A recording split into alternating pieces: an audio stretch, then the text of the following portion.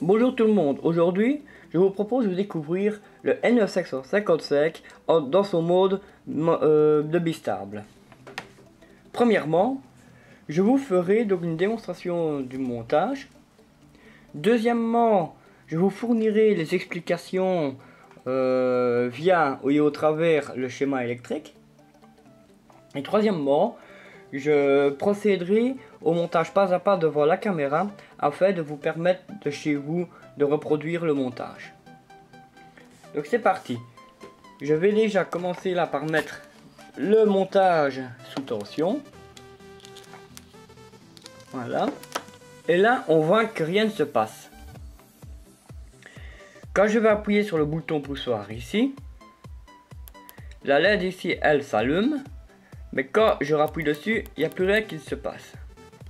Quand j'appuie sur le deuxième bouton poussoir qui se trouve ici, là j'éteins la LED, mais quand je rappuie dessus, rien ne se passe.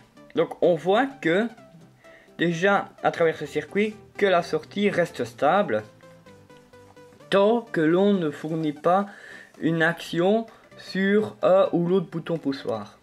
Donc pour allumer la LED, il faut appuyer sur ce bouton poussoir là, mais pour l'éteindre, il faut appuyer sur le bouton poussoir ici.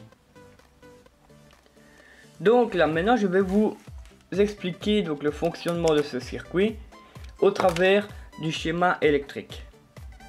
Donc nous voici devant le schéma électrique de ce montage, et comme nous pouvons le voir, le mode bistable demande très peu de composants pour le réaliser.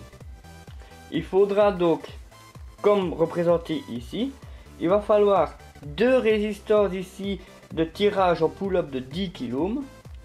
Il va falloir une résistance talon pour la LED ici de 470 ohms. Il va falloir fatalement notre pièce centrale qui est le NE555, deux boutons poussoirs et une LED. Ce montage fonctionne sur une alimentation en 9 volts. Donc l'état de sortie qui est ici, qu'il soit haut ou bas, sera maintenu jusqu'à temps qu'une action sera produite sur l'un des deux boutons poussoirs se trouvant ici. Quand on applique donc un niveau bas sur la patte 2, pardon, donc je le rappelle sur la patte de déclenchement qui est ici, la sortie sera donc à un niveau haut et elle y restera. Donc quand on va appuyer sur le bouton poussoir ici, nous n'aurons plus un courant qui va venir de la résistance au niveau de la patte 2. Quand on va appuyer ici, le courant lui va directement passer comme ça, ce qui fait qu'on n'aura plus aucun courant qui va venir ici et on aura un état bas ici, ce qui aura pour effet d'amener la sortie vers un niveau haut, ce qui fera qu'un signal, lui, il va passer au travers de la résistance et venir allumer la LED qui se trouvant ici. Donc ce signal sera maintenu tant que l'on ne produira pas une action au niveau de ce bouton poussoir là. Donc ensuite, quand on applique un niveau bas, donc comme je viens de l'expliquer sur la broche 4, je le rappelle, la broche de réinitialisation, la sortie sera alors à un niveau bas pour y rester également. Donc comme à l'image de la broche 2, nous avons un courant qui traverse la résistance ici et qui vient au niveau de la broche 4. Ce qui fait que la puce, elle, n'est pas réinitialisée tant que le bouton poussoir ici est appuyé. Une fois que le bouton poussoir ici est appuyé, le courant venant de la résistance ne viendra plus au niveau de la broche 4, mais va retourner directement au pôle inverse de l'alimentation. Ce qui aura pour effet d'avoir une absence de signal, donc un niveau bas au niveau de la broche de réinitialisation. Ce qui aura pour effet que la sortie, elle, va se retrouver également donc à un niveau bas, ce qui fera qu'on n'aura plus de signal venant traverser la résistance et la LED donc sera ainsi éteinte. Donc on remarque également qu'il n'y a aucun élément de temporisation sur la broche 6. ici.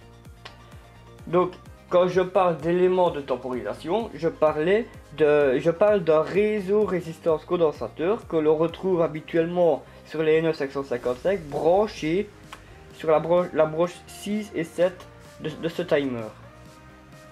Dans le monostable, donc, pour comparer, donc le comparateur dans le monostable, le comparateur à la patte 6 envoie un signal au flip-flop qui est intégré dans la puce qui va stopper l'état de sortie quand le condensateur aura atteint donc les 2/3 de la tension d'alimentation.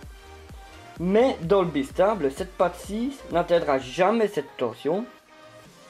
D'une part parce qu'elle est raccordée au négatif, ici, et d'autre part parce qu'il n'y a aucun élément de temporisation, donc à savoir les résistances des condensateurs raccordés habituellement à cette broche-là. Donc la sortie est donc stable au niveau haut et au niveau bas. Ce mode de raccordement est également appelé verrou, car une impulsion de niveau bas sur la patte 2 ici met la sortie à un niveau haut ici et le verrouille dans cet état, et vice versa, un niveau bas à la broche numéro 4 ici va mettre la sortie à un niveau bas et cette sortie sera verrouillée.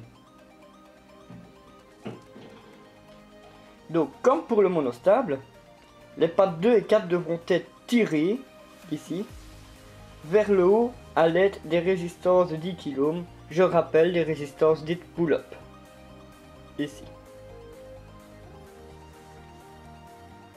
Donc pour ce qui est du schéma, voilà, comme vous pouvez remarquer, il n'y a pas beaucoup. Et donc je vais passer maintenant à la réalisation pas à pas de ce circuit devant la caméra afin que vous puissiez éventuellement le reproduire de chez vous. Donc nous voici devant la plaque de montage. Donc je vais vous montrer déjà ce que nous aurons besoin en termes déjà là de résistance. Nous aurons besoin déjà de deux résistances de 10 kΩ qui seront utilisées en pull-up, ainsi que d'une résistance de 470 ohms qui va servir à protéger notre LED. Ensuite, nous aurons besoin d'un NE555 et d'une diode LED. Et pour finir, nous aurons besoin là de deux boutons poussoirs ainsi que quelques petits fils de pontage. Tout d'abord, je vais commencer déjà par placer donc la puce sur la plaque. Voilà. Et déjà lui amener donc son alimentation comme à l'habitude. Donc à l'aide de ces petits fils de pontage, comme ceci, voilà. Et voilà. Ensuite, je vais aller raccorder la patte 6 également sur le pôle négatif de l'alimentation. Donc, hop, là. La patte 6 au négatif, voilà. Et je vais commencer maintenant déjà par raccorder tous les éléments qui vont autour de la puce. Je commence ici par les deux résistances de 10 kΩ et je vais déjà aller amener la broche 2 à la résistance de 10 kΩ, elle-même raccordée au pôle positif de l'alimentation, comme ceci. De là, je prends un bouton poussoir que je vais de la broche 2 de l'alimentation, de la broche 2 pardon, du NE555, et avec celui-ci je vais aller rejoindre le pôle négatif de l'alimentation de cette façon. Voilà. Concernant la broche 4, je vais refaire la même chose que je viens de reproduire ici sur la broche 2, à savoir raccorder la broche 4 au pôle négatif, au pôle positif pardon, au travers d'une résistance de 10 kΩ, comme ceci, et en même temps raccorder cette broche 4 au négatif via un bouton poussoir. De cette façon.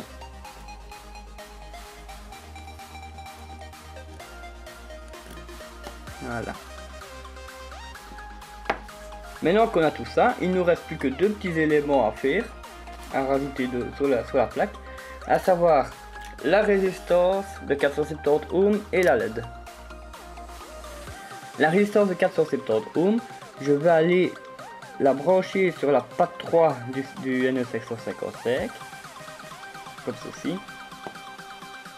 Et de cette résistance, je vais repartir avec une LED, elle-même raccordée donc au pôle négatif de l'alimentation. De cette façon, voilà. Maintenant le montage il est réalisé, il ne reste plus qu'à brancher l'alimentation sur la plaque, chose que je vais faire maintenant, voilà, comme ceci.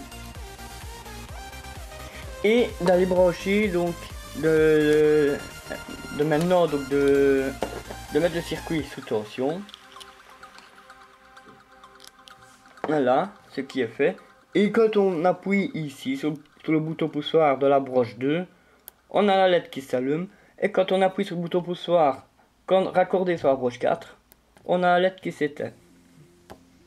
Quand on allume la LED, mais quand on rappuie à nouveau sur ce bouton poussoir, on n'a rien. Il n'y a rien qui se passe. Mais quand on éteint la LED et qu'on rappuie à nouveau sur ce bouton poussoir là, il y a également rien qui se passe. Donc voilà. Si cette vidéo vous a plu, un petit pouce bleu. Et moi, donc je vous souhaite une bonne journée et sera à plus pour les prochaines vidéos de la chaîne Proto Électronique. Voilà, bye.